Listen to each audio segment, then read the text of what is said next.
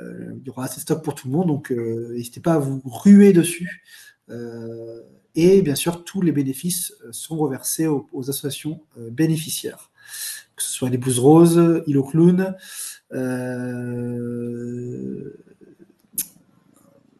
Hopi Clown et la dernière, la Fondation Théodora, excusez-moi. Donc voilà, on va enchaîner sur cette table ronde donc au sujet des cartes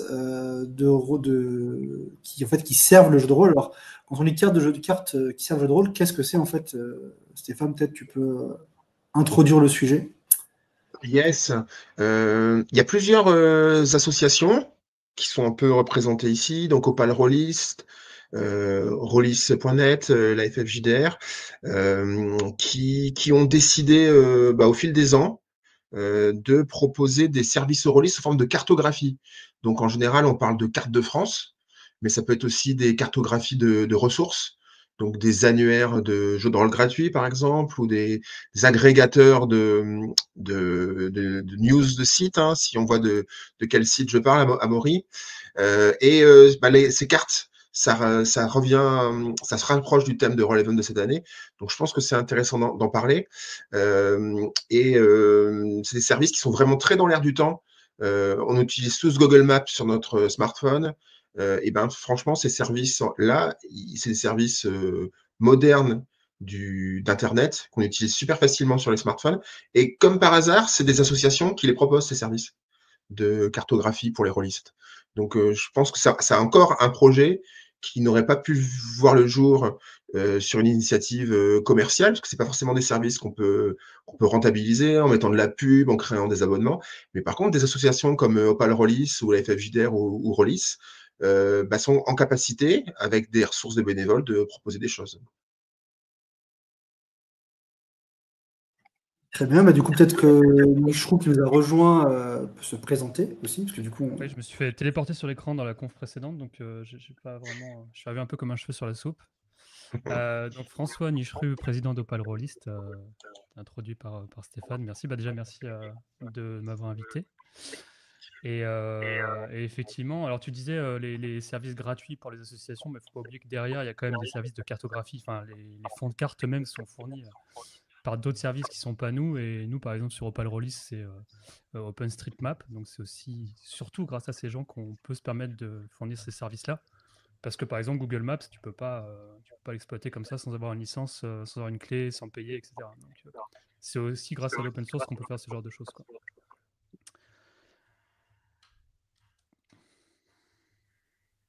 C'est à toi de te présenter pour ta présentation. Donc, peut-être garde la parole et explique-nous un petit peu ce que c'est, Ouais. du coup, Opal Rollist et en quoi Alors, consiste ton service. Opal Rollist, on est, à l'origine, était une communauté dans les années 2007. On est ensuite devenu une association et on a refondu un petit peu notre mode de fonctionnement et l'association dans son ensemble dans les années 2019-2020. Et maintenant, on est très centré sur la recherche de parties. Justement, c'est notre cœur de métier, comme on dit. Que ce soit en présentiel, ce qui était notre principe au départ, mais bon, comme il y a eu le Covid, on s'est mis assez rapidement aux parties en ligne aussi. Et depuis, on est à 50-50. Je ne vais pas dire qu'on est content que le Covid soit arrivé, mais c'est intéressant d'avoir complété notre offre avec ça, parce que ça nous crée aussi des opportunités pour nous faire beaucoup plus de projets avec l'association, qui touchent beaucoup plus de monde que des projets en présentiel qui, traditionnellement, touchaient que l'Île-de-France il y a une décennie, quoi. Donc ça complète bien notre offre et du coup la manière de rechercher des parties est aussi très différente. Autant en présentiel, tu vas avoir vraiment une carte, tu vas avoir la seule chose qui intéresse les gens, c'est les parties à proximité de chez eux. Une partie en ligne, tu peux vraiment tu peux tabler sur un public beaucoup plus large. Il y a aussi des personnes que ça n'intéresse pas du tout. Donc nous on a vraiment les deux tableaux. Euh, Lors de la refonte, ce qui nous intéressait, parce qu'avant on était un forum, donc ce que tu avais, c'était une section avec genre Île-de-France ou région PACA, etc. Et en fait, on se rend compte qu'au bout d'une certaine volumétrie de parties, ce genre de système, ça tient pas la route. Parce que tu vas pas, quelqu'un qui est à l'autre bout de la région PACA, ça va absolument pas intéresser quelqu'un qui est au bout opposé. Donc, ce qui est vraiment intéressant, c'est de fournir une carte pour cette utilisation-là. Et c'était l'objet de la refonte en 2019. Le système, il est très simple. En gros, quand tu crées une partie, ça envoie une alerte à tous les gens qui sont autour de chez toi. Donc ce rayon, on va dire, tu peux le paramétrer. Donc de base, je crois, c'est 5 km, mais tu peux le rendre plus large.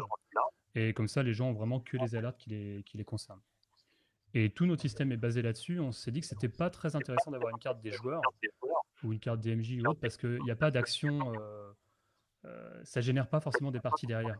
Il faudrait qu'en gros les gens aillent solliciter telle personne une par une pour lui demander bah, alors tu joues à quoi, quand est-ce qu'on joue, machin. On s'est dit que c'était pas pragmatique comme approche et qu'il valait mieux mettre en avant des vraies initiatives. Donc je crée une partie, je propose telle ou telle date. Sur Opal, les gens peuvent voter sur des dates qui sont proposées. Donc c'est très facile d'avoir une date en commun, parce que c'est une des grosses problématiques qu'on avait pour les parties, pour tous les releases de tout temps. Organiser la prochaine partie de la campagne, c'est toujours un peu compliqué. Voilà pour la présentation sommaire des grosses fonctionnalités. Ok, donc du coup, on a à l'écran un petit peu ce que c'est un Opal Rollist. Je ne sais plus qui. C'est toi, du coup, Nishro, qui est en train de le planter, c'est ça? Pas du tout. Pas du tout. Très bien. Je ne sais Non, pas si c'est mais... moi. Donc tu vois là que comme tu n'es pas connecté, tu as toute la carte de France quand tu vas dans la charge de partie. Évidemment, toute la carte de France, c'est pas forcément très intéressant. Quand tu crées ton compte et que tu mets ton adresse, je m'entends en doublon, je sais pas trop pourquoi. Ouais, il y a un petit écho, petit Stéphane, à ton micro. Ouais. Quand tu mets ton adresse, en gros, la carte va être centrée autour de chez toi. Ta propre carte va être centrée autour de chez toi. Donc moi, par exemple, si je me connecte, comme je suis sur Paris, bah, j'ai que la carte de la région parisienne qui est zoomée, quoi. Et du coup, en fait, le public que tu vises, enfin que vous visez avec Opal Rollist, c'est tout rôliste en fait, que ce soit une asso qui a envie de poser ses parties ou le particulier qui a envie de faire des parties chez lui, c'est ça? Alors c'est très orienté à l'origine en particulier à particulier, pas tellement sur les associations. Mais alors, à prendre avec des pincettes, en gros, nous, c'est que des parties gratuites. On n'accepte pas tout ce qui est partie payante. Je dirais pas qu'on tolère, mais on accepte que les associations viennent et créent des parties qu'on appelle un peu tête de gondole, en gros des parties qui donnent envie de rejoindre l'association, qui doivent être gratuites. Et en gros, ils peuvent dire bah, on joue à tel jeu à tel moment, venez essayer. Et puis après, les gens font leur vie avec l'association, nous, ça ne nous concerne plus. Euh, je dis apprendre avec des pincettes parce qu'en ce moment, on est en train de réfléchir justement à fournir des sortes d'espaces clubs qui permettraient aux clubs de gérer leur partie. Donc des clubs qui n'ont pas déjà un espace de gestion, qui ne sont pas déjà organisés, donc peut-être des petits clubs. Quel est l'intérêt? Alors nous, le but, c'est pas forcément de centraliser tous les clubs de France et de Navarre. L'intérêt pour les clubs, c'est surtout de pouvoir capter des gens de l'extérieur, donc qui ne les connaissent pas. Et donc quand ils créent leur compte sur Opal, ils voient cette partie sur la carte et hop, ils découvrent le club et hop, après ils vont s'inscrire au club derrière. Et nous, on a fait notre boulot. Après, qu'ils utilisent Opal ou pas, on s'en fiche un petit peu. C'est toujours mieux s'ils continuent à utiliser le site parce que ça leur permet de découvrir des choses dans l'année. Et nous, ça nous permet aussi de mettre en avant l'initiative de l'asso, notamment l'initiative en ligne. Mais le boulot, il est fait si la personne joue derrière, quoi. Ok. Non, c'est intéressant d'avoir. Puis c'est une philosophie aussi qui est aussi peut-être un peu différente d'autres cartes qui existent, qui ne sont pas forcément présentes. On n'a pas pu avoir un truc le plus exhaustif possible, mais il y a plein de cartes qui existent maintenant, que ce soit pour des conventions, pour des parties, pour plein de choses. Donc c'est bien de voir aussi les différentes choses qui existent. Ok. Après, oui, effectivement, c'est un peu dommage qu'on n'ait pas d'autres représentants, mais certains que je connais sont incontactables. Moi-même, j'essaie de les contacter pour peut-être faire des initiatives ensemble, mais c'est compliqué.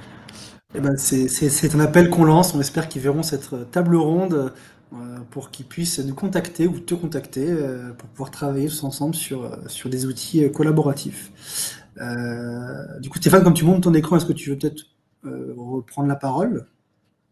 Ou alors on passe la parole à Maurice et tu veux montrer le site directement de Rollis? Eh ben, je vais reprendre la parole avant de donner la parole à Maury. Moi, je voudrais parler du GPS Rollist, qui est un projet qui a été mis en ligne par la FFJDR il y a 2 ans et 3 mois. À l'origine, c'était un projet qui était porté par une équipe lyonnaise autour de Carla Fleurolist et un projet qui a été lancé il y a une dizaine d'années, mais plus dans une volonté de faire un flyers qui recenserait les associations, les boutiques de jeux de rôle. Et après, ils sont un peu étendus et c'est un projet qui a duré comme ça pendant de nombreuses années. Et il y a de ça 3 ans, 4 ans, ils ont décidé de faire un référencement avec entre autres une personne de leur équipe qui s'appelait Mélanie, qui, elle, a été vraiment en capacité de faire un référencement de toute la France et toutes les associations de jeux. Donc, elle a référencé à peu près 2100 lieux de jeux. Son référencement s'est terminé fin 2022. C'est grâce à elle que le référencement a été fait, parce qu'avant, c'était fait un petit peu par à-coup. Donc, des fois, ils étaient motivés, puis voilà, il y avait un échec. Et une fois qu'elle a fait ce référencement, ben, il y a eu des contacts qui ont été pris, et c'est la FFJDR qui a été castée pour mettre en ligne leur base de données. Donc il y a toujours Carlaft qui fait partie du groupement. Il y a Laurent Gardner des Portes de l'Imaginaire. Il y a la FFJDR. Et donc nous, on a mis une solution en ligne, euh, toujours basée sur un logiciel, comme disait Nichroux, open source. Donc une solution open source qui propose un peu les mêmes fonctions que Google Maps, mais vraiment orientée carte de ressources. Donc nous, on a choisi ces cartes de ressources de lieux de jeu. Et là où on a de la chance, c'est qu'on a pu s'entendre avec Opal Rollist pour faire un partenariat. Donc là, on voit l'écran d'Opal Rollist où il y a une recherche de parties localisées sur le sud de la France. On voit que le site d'Opal Rollist propose 4 tables de jeu là, dans les carrés blancs sur le côté. Je ne sais pas si vous les voyez suivant la taille de votre écran. Puis en dessous, vous avez un bouton voir les lieux de jeu de rôle dans la zone. Et quand on clique dessus, paf, on se trouve téléporté sur le GPS Rollist, avec les mêmes critères de recherche qui avaient été utilisés sur Opal Rollist. Parce que Opal Rollist reprend la localisation et la réinjecte dans le GPS Rollist. Et paf, ça arrive au même endroit. Donc là, c'est l'affichage de ce qu'il y a sur le sud de la France. Mais là, on n'est pas sur des parties, on est sur des lieux de jeu. Donc, mais des lieux de jeu plutôt orientés jeu de rôle. Parce que dans le volet de gauche que vous voyez, ben, c'est les lieux de jeu de rôle, donc les boutiques de jeux de rôle, les associations de jeux de rôle, les cafés ludiques qui font du jeu de rôle aussi. Donc, on voit pas tout. On voit pas tout ce qui est jeu de plateau, grandeur nature, figurines. Mais ça permet d'aller sur cette carte-là. Et donc, ça, c'est ce que je trouve déjà chouette, moi, c'est d'avoir ce lien entre Opal Rollist, qui est orienté partie, et de pouvoir basculer sur les lieux de jeu si, par exemple, l'utilisateur qui cherche ne trouve pas de partie, il va se dire, je vais peut-être avoir une démarche qui est un peu plus longue, qui est de contacter une structure de jeu et de voir s'il y a des choses qui m'intéressent dans cette structure. Et après, pour vous montrer rapidement, on peut passer sur une vue qui est plus générale, c'est-à-dire la page d'accueil de GPS Rollist, ça ressemble comme deux gouttes d'eau à Google. Et là, si vous faites une recherche, par exemple, sur l'île, un lieu géographique, vous vous retrouvez projeté sur l'île. Et là, vous avez tous les lieux de jeu, donc les cafés ludiques avec la petite tasse de café, les associations en violet, les boutiques en vert avec un petit cochon, une petite tirelire. Voilà. Et donc, l'idée, c'est de référencer ces lieux. Il y avait déjà d'autres structures comme le TIAZ qui avaient fait ce travail-là. Mais le travail qui a été fait par l'équipe de Carlaf, Mélanie, il était vraiment sur toute la France, et 2000 lieux, c'est énorme. Et le fait d'avoir une carte interactive, ça permet de résoudre beaucoup de problèmes de mise à jour. Oui, le fait que tu puisses contribuer toi-même aussi ta propre structure et la modifier, ça aide à la pérennité du projet aussi, plutôt que de devoir faire appel à quelqu'un pour mettre à jour. Tu vois. Donc on est encore sur l'open source, comme tu disais en plus. Ah, je ne sais pas, derrière, c'est Carto. Comment ça s'appelle ce que vous utilisez? Ça s'appelle GoGoCarto. GoGoCarto, je ne sais pas si c'est open source. Tu sais mieux que moi. Ouais, si, c'est un projet open source qui se base aussi sur les fonds de cartes pour OpenStreetMap, qui se base aussi pour la localisation sur des providers de géolocalisation open source. Et après, il y a un développeur qui développe deux outils fusionnés, un qui est l'interface que vous voyez, et puis l'autre qui est plus tout le JavaScript qui est derrière. Et la grande chance qu'on a, c'est que c'est un développeur français qui fait ce projet-là. Donc, ce qui fait qu'il n'y a pas de souci de traduction pour l'outil. Et comme tu disais, si on rentre sur une fiche, donc par exemple, si on prend la fiche d'une des boutiques lilloises assez connues, on a tout le descriptif de la boutique. C'est eux qui l'ont complété la fiche. il y a les horaires, etc. Et à la fin, il y a 2 boutons, proposer des modifications ou signaler une erreur.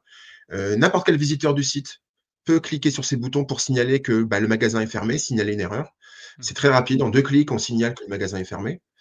C'est sur des choix restreints, il y a 4 possibilités. Ce n'est pas un lieu de jeu, le magasin est fermé. Ou alors, si on veut vraiment rajouter des informations, les horaires, l'activité, on peut cliquer sur le bouton proposer des modifications. On propose ces modifications. Très simplement, là, en 5 clics, on propose ces modifs, on crée un compte, mais tout est très fluide. Et ces modifications sont en attente. Et là, il y a des modérateurs qui vont les accepter ou pas, en acceptant toutes les modifications d'un seul coup. On se retrouve vraiment dans les mêmes fonctions que Google Maps, mais dédiées au lieu de jeu. Juste pour enrichir sur ce qui vient d'être dit concernant les licences, parce que pour le coup, les licences libres, c'est un peu ma marotte à moi. GoGoCarto, le code est sous licence libre, mais surtout, on peut créer des cartes à partir du moment où les données qui sont partagées sur les cartes sont sous licence libre. Donc, par défaut, c'est la Open Database License, mais on peut en choisir d'autres. Voilà, pour la petite info. Super intéressant ça. Alors, Du coup, est-ce que le socle d'Opal Release n'est pas open source, enfin le développement n'est pas open source, mais le socle Drupal derrière c'est de l'open source. Donc, le code lui-même ne l'est pas, mais la base l'est. Ce qui est assez intéressant, c'est que c'est à la fois open source et gratuit. Pour comparer avec le monde de WordPress par exemple, qui est le monde un peu du payant, avec des thèmes payants, des modules payants. Dans Drupal, tu peux pas vendre un module qui est proposé à la communauté. Donc c'est très intéressant pour nous de pouvoir se reposer aussi sur le travail titanesque fait par le monde entier en fait. c'est intéressant en fait, surtout que toutes ces infos en fait, enfin, toutes ces initiatives sont toutes faites d'une manière qui suit un petit peu la table ronde d'avant, c'est-à-dire dans une démarche, alors je vais pas dire éco-responsable, mais dans une démarche open source, dans une démarche qui vise à aider la communauté. C'est un petit peu ça en fait, hein, le jeu de rôle, hein, c'est l'aide à la communauté, c'est l'entraide, c'est le jeu. Peut-être Amaury, du coup, comme tu avais pris la parole, peut-être rebondir sur ça et parler un peu plus précisément, peut-être. Voilà, je vois Stéphane se ruer vers ton site. Ouais, ou si tu veux, Stéphane, je peux moi partager peut-être. Ce sera plus simple parce que je pourrais cliquer sur rien au fur et à mesure que je parle. Ouais, je pense que tu peux en présenter directement, ouais, vas-y. Alors, est-ce que c'est bien partager tout l'écran Je peux partager un seul onglet ou pas? Ouais, il faut que tu fasses du clic sur comment ça s'appelle? Sur présenter, et après partager ton écran, et Lionel va peut-être devoir te donner le droit une fois que tu as partagé ton écran. Ouais, mais je ne vais pas partager tout l'écran, je vais partager qu'un onglet justement. Normalement, tu peux aussi, mais bon. Ou sinon, je repartage. Attends, on va essayer ça. Ah bah non, c'est bon. Voilà. Et du coup, en attendant que tu puisses repartager un petit peu, donc ouais, en fait, toutes ces parties open source, c'est intéressant dans le sens aussi où alors, il y a différentes cartes hein, qui existent, que ce soit, tu disais le TIAS, Stéphane, tu as d'autres choses hein, avec la partie aussi convention, on en a aussi, donc voilà, Rollis va pouvoir reprendre. C'est bon, tu as la main dessus? Ouais. Allez, super. Donc voilà, Rollis.net, comme j'expliquais lors de la table ronde précédente, pour la petite histoire, ça a commencé il y a 5 ans et c'était, je tenais à jour une liste de jeux de rôle gratuits et sous licence libre avec des potes. Et si c'était utile pour moi et mes amis, je me suis dit que ça pouvait être utile pour d'autres. Donc, j'ai commencé à partager ce catalogue que j'ai restreint uniquement aux jeux sous licence libre parce que c'est à la fois ça correspond plus à ce que je souhaite partager, mais c'est aussi plus simple parce que dès que c'est déjà gratuit, on peut partager des liens, mais pas des fichiers, par exemple. Donc voilà. Donc sur le site Rollis.net, on peut voir, il y a des extraits des différentes grandes fonctionnalités sur la page d'accueil, mais je vais plutôt aller en haut. Donc, voilà, le catalogue, c'était ce qui existait au début. Catalogue qui contient 71 jeux de rôle sous licence libre ou licence de libre diffusion. C'est une nuance qui peut être importante pour les libristes. Au final, pour les joueurs, ça ne change pas énormément de choses. Dans tous les cas, c'est des jeux donc, que vous pouvez utiliser, télécharger. Alors, si je classe par ceux qui ont plus de fichiers, il y a Tigre Bleu, très bon jeu donc, qui est sous licence libre et qui propose beaucoup de fichiers. Vous avez les règles complètes, la version express, un kit de démo, enfin voilà. Donc vous pouvez télécharger comme ça tout un tas de jeux qui ont été placés sous licence libre. À côté de ça, il y a des scénarios. Donc je finance des auteurs qui écrivent des scénarios en les plaçant sous licence libre et qui sont donc disponibles ici gratuitement. L'idée, c'est que vous choisissez le scénario qui vous intéresse. Je sais pas, moi j'ai envie d'un scénario de science-fiction. J'ai ici 11 campagnes de science-fiction. Voilà. Les sexbots rêvent-ils de cyberpunk? Mais juste avant, tu peux couper ton écran, s'il te plaît, pour l'écho. Pardon? Je demande à Stéphane s'il pouvait couper son écran, son micro pour l'écho. Je pense qu'il y a un petit écho de retour. Ok. Donc je disais, là, je suis allé sur cette campagne-là parce que c'est la dernière qui a été publiée. Il y a un résumé de la campagne, des scénarios, tout ça. Et je choisis avec quelle règle de jeu je vais y jouer. Donc, j'en sais rien, on va y jouer avec les règles de Mega 4. Pourquoi pas? C'est une déclinaison de Mega qui était sous licence libre. Et je peux soit voir le jeu, je peux voir les scénarios directement sur le web, ou je peux le télécharger au format A4, A5 ou le livret A5. Donc, quand on choisit ici un système de jeu, les caractéristiques des PNJ, les dégâts et les tests à effectuer sont adaptés en fonction du jeu. Très rapidement. C'est génial. La partie news, et c'est ça là, qui entre dans le cadre d'un petit peu là, des cartes, ou en tout cas des services de cartographie, c'est un agrégateur de flux RSS des sites que vous voyez ici. Donc il y a des articles d'Emile et Descends, JDR Mania, Le Fix, Le Grog, PTG, PTB. Il y a des sorties de Rollis, métier anecdotique, et Script qui remonte ici. Et là, je pense que comme la plupart des projets qui sont faits, c'est moi j'avais un besoin, c'est-à-dire que j'étais trop flemmard pour aller sur chacun de ces sites-là régulièrement pour les lire les articles. Et donc je voulais tout mettre en une seule page, et je me suis dit que si moi ça me fait gagner du temps, ça fera sûrement gagner du temps à d'autres personnes. Donc ça permet de voir un petit peu tout ce qui se passe dans l'univers rôliste francophone. Il doit y avoir d'autres sites qu'il faudrait que j'ajoute, mais à chaque fois que j'ai demandé sur différents supports sur le net quel site est-ce qu'il faudrait ajouter, j'ai pas vraiment eu d'autres sites qui sont remontés, donc s'il y a des suggestions, je prends. Est-ce que Opal Rollis serait pertinent? Est-ce que Par exemple. parce que moi j'ai pas compris, parce que t'es pas fort du tout. Ah mince, fallait me le dire. Ah. Pourtant j'ai un bon micro, mais... Ouais, là je t'entends mieux. Tu m'entends mieux là? Ok. Ouais. Je disais, déjà je trouve le principe des PDF générés, enfin pas dynamiquement, mais avec des règles en fonction du jeu absolument génial. Donc bravo.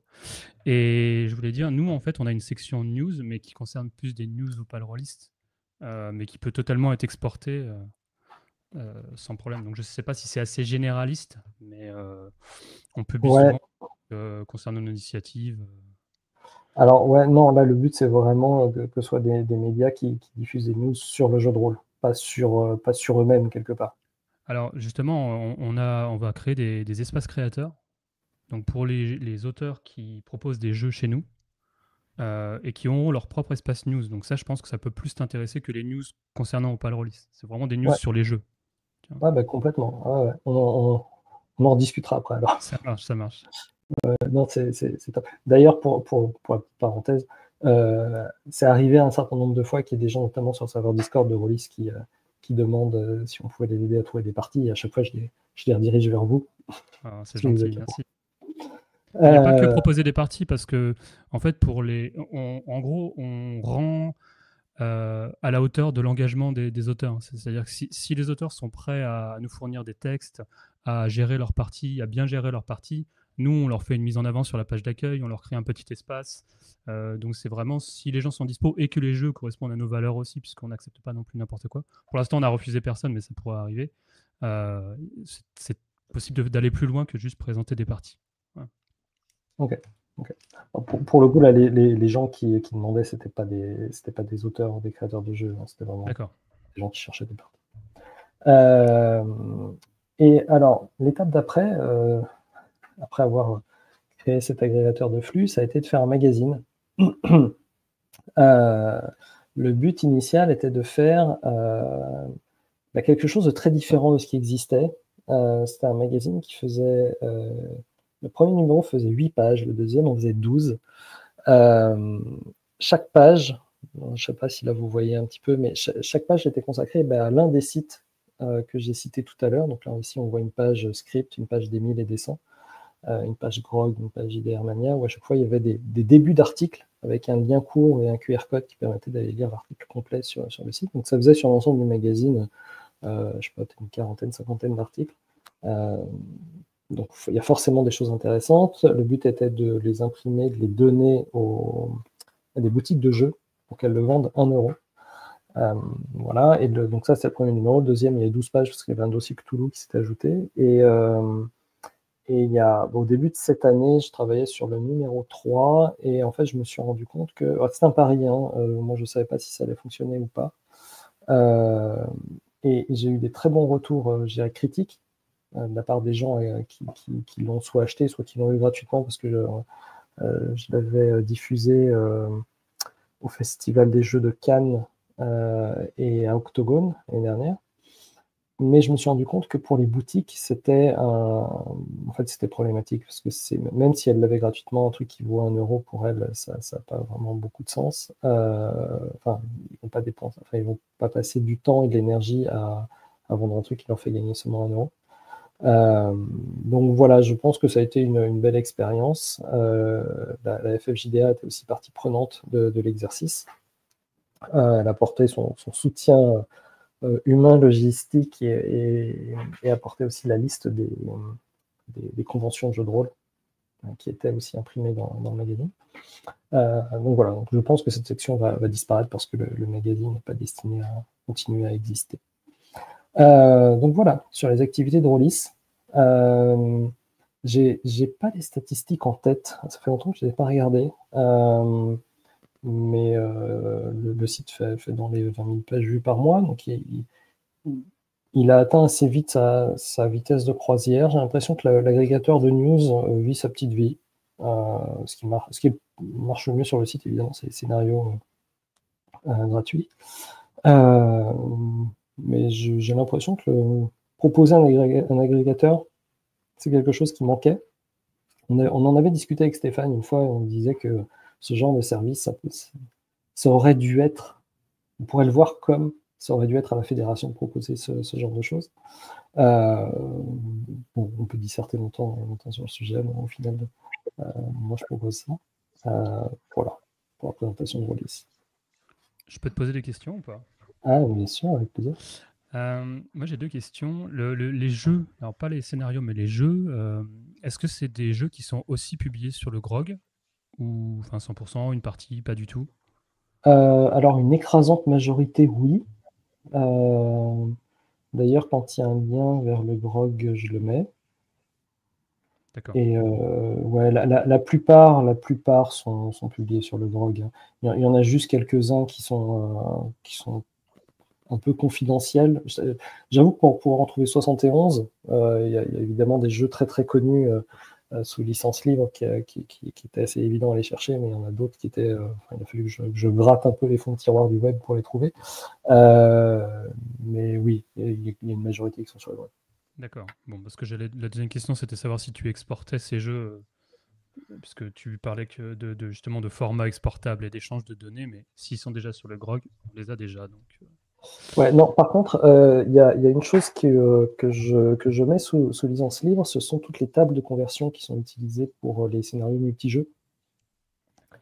Donc les tables de conversion qui servent pour, donc il y a d'un côté les caracs des PNJ, les tests et les dégâts. Et ça a déjà été utilisé, par exemple, il y a James Tornad, le créateur de FAS et de Brigandine, qui m'avait proposé spontanément les tables de conversion pour le jeu FAS, qui est c'est un intéressant, ça. jeu générique. Donc voilà. Du coup, si je peux me permettre, ça me permet de peut-être de remettre, je pense que tu as répondu à la question, mais je vais quand même te la poser. Il y a le char qui demande comment est géré en fait ce boulot d'adaptation aux différentes règles. Donc je pense que c'est via tes tables de conversion. Oui, bah, j'ai passé beaucoup de temps. J'ai passé beaucoup de temps, j'ai acheté pas mal de jeux, je les ai décortiqués. Certains j'y jouais, donc ça s'est fait assez naturellement. Il y en a d'autres où j'ai demandé de l'aide à des gens qui connaissaient mieux les jeux que moi.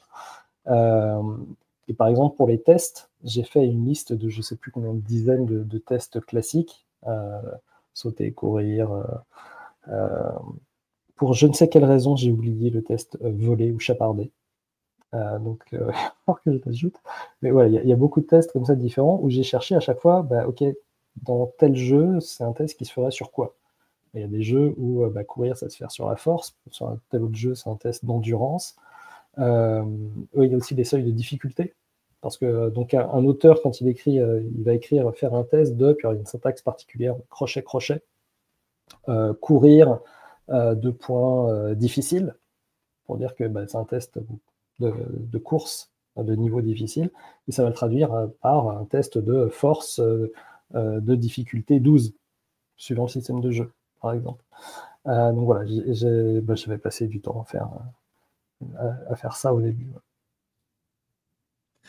Ok, bah écoutez, on va peut-être donner la parole, dernier mot peut-être avant, parce qu'en fait on a une table ronde juste après sur le tour d'horizon, un petit peu des actions solidaires. Donc on va faire un tour du côté du Cameroun, on va faire un peu sur les respects de Yellow Shark. Hein, voilà.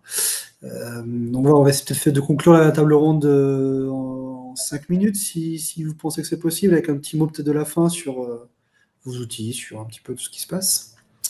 Stéphane, peut-être?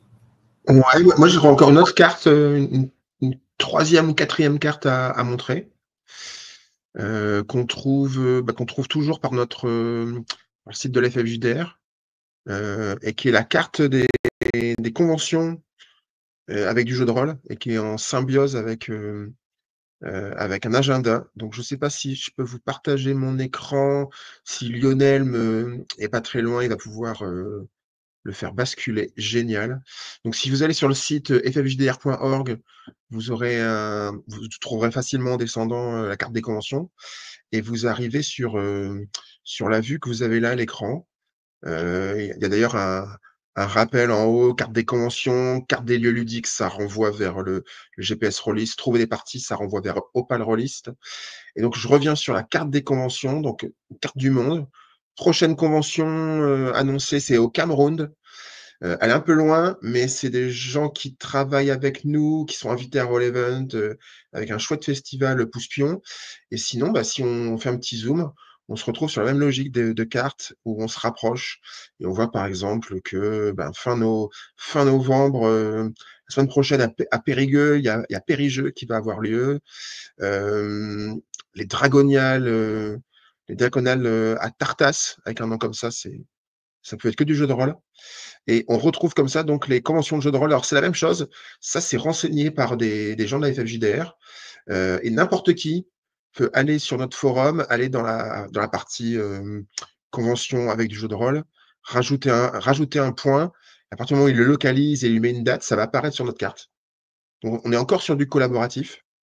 Et par exemple, là, on peut passer sur la vue agenda, et sur la vue agenda, on se retrouve sur les prochaines conventions avec du jeu de rôle qui sont annoncées par ordre chronologique. Voilà, tout simplement.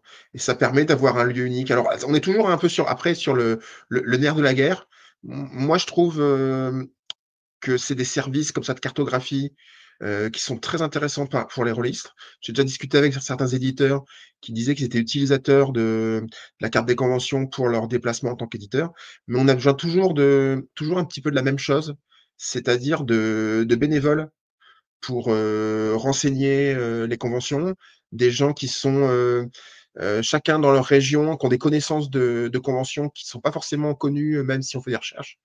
Et donc, moi, je fais clairement un appel au bénévolat et au fait que chaque rôliste dans son coin peut utiliser ces outils, ces outils qui sont collaboratifs, gratuits, sans pub, sans abonnement, pour partager des ressources rôlistes à tous les rôlistes de France. Et moi, j'insiste beaucoup sur le fait que les différents outils qui ont été présentés, là, le GPS Rollist, la carte des conventions, donc là, portée par la FFJDR, mais l'outil d'Opal Rollist, les outils d'Amaury sur Rollist.net, c'est des outils qui sont gratuits, qui n'ont pas de publicité, et qui fonctionnent, ils fonctionnent sur quel type de ressources. Alors, au niveau de la FFJDR, nous, les ressources qu'on a, c'est les cotisations de nos adhérents, donc 90 associations qui sont membres, qui versent une cotisation. Et puis aussi sur du bénévolat, sur le temps de personnes. Mais l'air de rien, il y a des serveurs à payer derrière, physiques. Il y a des bénévoles qui passent du temps. Et donc vous, Amaury, Nicherou, vos ressources pour fournir ces services sans pub, gratuits, ils viennent d'où alors? Pour ma part, enfin pour la part d'Opal Rollist, les ressources, ça vient des adhésions à l'association. Donc l'association Opal Rollist porte le site qui, lui, est pour tous les utilisateurs gratuitement. Donc voilà, c'est essentiellement ça. Le budget de l'association qui vient, lui, essentiellement des adhésions. Et moi, comme j'expliquais à la précédente table ronde, Rollis, alors c'est une association pour avoir une façade légale, je dirais, mais c'est avant tout mes projets à moi, donc tout vient de mes poches. Après, ça reste un petit site, je dirais, à son échelle, hein, donc tout ce qui est hébergement, choses comme ça, le coût est dans l'épaisseur du trait, c'est plus le financement des auteurs qui écrivent des scénarios, qui coûtent de l'argent. Là, ça a ralenti à cause du MAG qui avait pris beaucoup de mon temps. Mais les premières années, je sortais une nouvelle campagne par mois. Mais voilà, ça fait partie. Comme je dis souvent, je ferai de l'équitation tous les week-ends, ça me coûterait plus cher. Donc, voilà. Eh bien, merci à vous trois pour ce moment passé. Donc, c'est 2 heures qu'on a passé pour ces 2 tables rondes. Et, donc, on va passer la parole à la prochaine table ronde dans 20 minutes. Donc, ils ont un petit peu aussi le temps de préparation. C'est pour ça aussi qu'on écoute un petit peu, mais je pense que vous avez un peu fait le tour, hein, à part si vraiment vous avez quelque chose à rajouter. Non, mais merci, c'était très sympa. Ouais, je suis content d'avoir rencontré Amaury notamment. Je ne connaissais pas. Tout pareil. On reste en contact. Eh ben, super. Du coup, la prochaine table ronde, excusez-moi, donc tour d'horizon des actions. N'oubliez pas, hein, de passer sur le site pour faire vos dons auprès des associations bénéficiaires, de passer sur la boutique. Et il y aura sur les réseaux sociaux de Roll-Event tout le programme qui a déjà été publié avec les tables rondes ainsi que les actual plays qui commencent dès à présent avec Stéphane qui nous montre le magnifique t-shirt difficilement. Une sorte de fond vert mais noir en fait. C'est ça. C'est un t-shirt invisible. Je me permets quand même, comme j'ai une partie à 20h, une partie sans limite de participants, il y aura peut-être en introduction un tout petit mot sur Opal, voilà, si vous voulez en savoir plus, très court parce qu'on a déjà que 2 heures pour la partie, mais voilà, si vous intéresse, je parlerai avec un micro fort cette fois, on entendra plus. C'est super. Écoutez, super, et on se dit à bientôt. À plus. Merci. Yes, merci. Ciao.